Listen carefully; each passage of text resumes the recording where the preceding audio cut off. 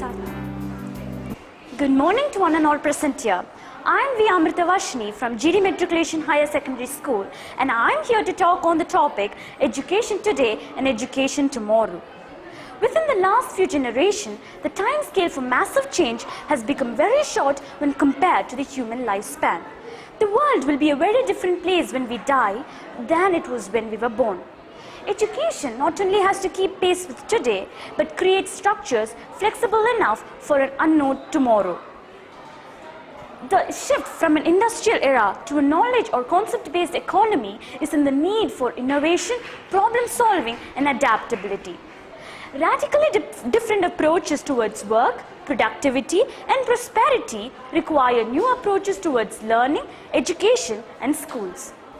Today's students are the first generation to grow up with digital technology, and this technology has changed the way we view knowledge, access to information, and relate to our world. Education is something which is vastly efficient for the students of this generation. But for some reason or the other, a few don't wish to listen in class or sit on a chair unmoved listening to long lectures. Today, the students are taught in a more interesting way. For example, let us take the smart boards. It proves to be essential for both the students and as well as the teaching staff. Some students lack interest in studies due to poor ways of learning or lack of concentration. What these kind of students require is a fun-filled classroom accompanied by various activities that make the concepts clear. The projects that are assigned to the students must be challenging. For example, let us take the subject science. It always seems like a farrago of everything around us from the physics, chemistry, and biology point of view. Each student is able to express his or her thoughts by coming up with new and innovative project ideas. These kind of discussions must be brought to light. I think that classroom learning can definitely be made fun and enliven with a fairly large amount of project demonstration and an acceptable amount of textbook learning. This helps to bridge the gap between innovative thinking and textbook learning. Over the years, there has been a drastic change in the level of innovative thinking around the world. Now, looking into the future, there might be greater innovations in technologies that might interest the learners. Maybe centuries later, the way of teaching and the way of learning might change. Why? People's view towards education too have the chances of changing. But I swear it will be way too different from the present world. But unfortunately, the education process remains virtually unchanged in the 21st century when compared to the 19th and the 20th century.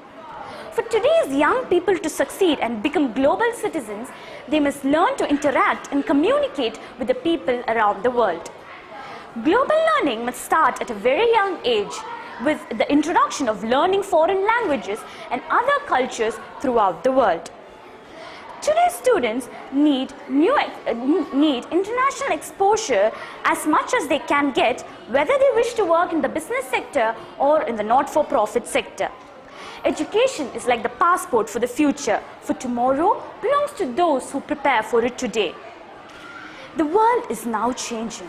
It shrinks as technology allows us to communicate. And with the ability to communicate globally, the way of learning must also change. The challenge is to prepare the children of today to adapt for a world that is yet to be created, for technologies yet undreamed, and for jobs yet to be invented. Education is like a platform for success or failure. But is our system still fit for purpose? It used to be that an education lasted you a lifetime. But now we are educated for a world in which the jobs we will occupy are yet to be created, the technologies we will be using are yet to be invented, and the problems we'll be solving are yet to be understood. The widely referenced IBM survey says that creativity is considered by the global executives as the #1 quality a leader needs to possess. Young children are taught in batches, organized by age and not aptitude or interest.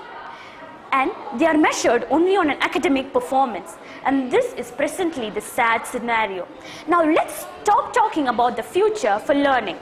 Let's be the future for learning. And let's create an education that inspires each and everyone around us. Thank you and have a nice day.